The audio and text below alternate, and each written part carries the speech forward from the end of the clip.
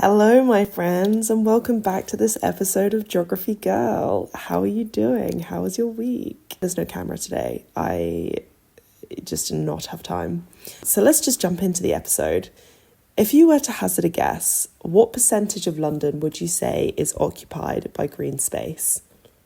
Our concrete capital is actually pretty green, with 20% of its landmass covered by green rather than grey, and home to a whopping 3,000 parks.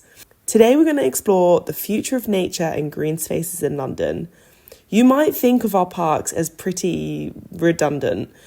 We think of them as nice and pretty, but not necessarily as profit-generating enterprises, and it's kind of hard to see what the future of these parks would be. But I'd like to challenge that idea of green space today, because green space has a lot to offer in terms of ecosystem services, which is a term that describes the value nature brings to humanity. Green space is going to play a vital role in prepping London for the onset of climate change, in supporting a fit and healthy population, in cutting pollution, sequestering carbon, creating biodiversity, building flood resilience, decreasing our energy bills, and even increasing property value. Let's begin by exploring the relationship between town and nature as a whole. Although cities occupy approximately 3 to 4% of global land area, they are sites of tremendous concentrations of energy use, water use, greenhouse gas emissions, and other pollutants. Not only are cities huge consumers of ecosystem services and producers of waste, but they home human ingenuity, labour, economic activity, and cultural wealth. Urban environments must be thought of as a force for nature. They have potential to regenerate rather than just degrade the natural environment. This is really exciting part of intentional urban design as we seek to improve human and ecological health within our cities. So what is an ecosystem service? An ecosystem service broadly takes 4 forms. They are provisioning services such as food and medicines, regulation services such as pollination and climate regulation, supporting services such as soil formation and fixation of solar energy, and cultural services such as artistic inspiration and recreation. Ecosystem services can broadly be defined as nature's contribution to people. It describes the benefits that humans derive, either directly or indirectly, from ecosystems that support human, physical, physiological, and economic well-being, and they are fundamental to basic human survival and well-being. In the urban, we're coming to understand and appreciate the importance of ecosystem services, be them green space, clean air, or carbon sequestration. We're coming to understand these not just as inherently nicer or the right thing to do, but the role in health, productivity, and livability of a space. When many of our cities began their journey in industrial revolution, urban sprawl saw green spaces gobbled up and redeveloped, and places like London were highly polluted. Parallel to this, London's parks and commons were becoming more democratised for recreational use. Parks and gardens, which usually would have been the stomping ground of the elites, were becoming integrated into the very identity of the city. The 1830s saw the opening of botanical gardens at Kew and zoological gardens at Regent Park, which were open to the public at last. In the interwar period, we began to see the role of green space being politicised, seen as an important part of rebuilding London after the war and improving the quality of life for its inhabitants.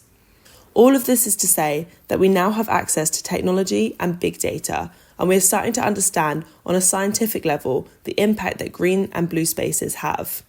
Some of the ways we can think about this are, what are the trends in terms of how different demographics access and use nature? How does age, wealth, gender, etc. play a role?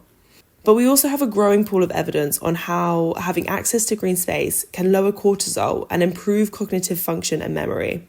We're seeing more studies that show that green spaces impact not only diseases such as cancer, but cardiovascular diseases, metabolic issues, adverse birth outcomes, and overall human mortality rates. One experiment even looked at the relationship between the removal of ash trees in Cincinnati and violent crimes in the area. After a greening intervention, nearby residents reported feeling safer compared to the residents living near lots that were left vacant. The greening of cities can also help to contribute the cooling of urban space. Being jungles built from concrete and glass, cities have an urban heat island effect and tend to absorb heat and reflect it back to surrounding roads, tarmac and concrete. One study from Manchester found that by adding 5% mature tree density would reduce the surface temperature of a sidewalk by 1 degree. A park in Lisbon was found to be up to 6.9 degrees cooler than its surrounding area. So let's take a look at some of the ways we can boost our urban ecosystems. We've already discussed how integral parks are to the identity of London. The London Greenspace Commission was established in 2019 by the Mayor of London, Sadiq Khan. Its role was to identify new models for the delivery and management of London green spaces, to help support London boroughs transform how their 3,000 plus parks and green spaces are managed and funded. This is part of a campaign to make London a national park city that is rich in nature, where all can enjoy quality public and green spaces and the air is clean. Now, the difficulty is in finding funding to keep these parks alive and kicking. They are not a lucrative business model and are subject to public spending cuts. Litter picking alone costs $14.8 million.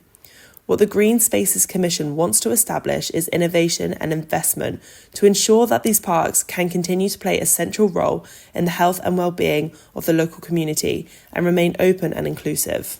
London was amongst the first global cities to declare a climate emergency, and so part of its response is to develop green and land management skills in London. There are currently 160,000 people across London employed in the green space workforce, and the Future Skills Plan is to ensure that there are skilled, diverse and inclusive workforce to ensure its longevity. But the financial benefits for the city are also understood. London parks cover 1/5 of the city and is estimated to save £950 million per year in avoided health costs. They are also estimated to store 5.5 million tonnes of carbon, valued at £340 million, and will help to reduce urban temperatures by 2 degrees. Therefore, the Green Space Investment Fund will continue to provide an avenue for investment for charitable donations to be channeled into these spaces. Let's look at canals. What struck me when I moved to London was just how amazing the canals are. There are 80 kilometres of canals in London across 16 boroughs, which serve as corridors for wildlife and people to get from A to B, crucially in more inner city areas. Over 1.2 million Londoners live within 1 kilometre of a canal. These are a key site for up to 125,000 new homes being built along them, and they provide a strong sense of place and connection.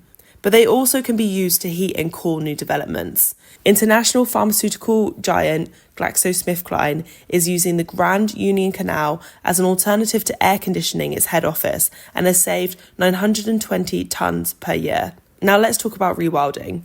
London has over 13,000 species that have been recorded in the capital in the last 50 years. And sites of importance for nature conservation cover a massive 20% of the area of Greater London. We've got peregrine falcons, bats, badgers, beetles, and now we even have beavers. A family of 5 beavers have been released back into the waters of Ealing for the first time in 400 years. This is part of a plan to reintroduce them across the country, having been hunted to extinction.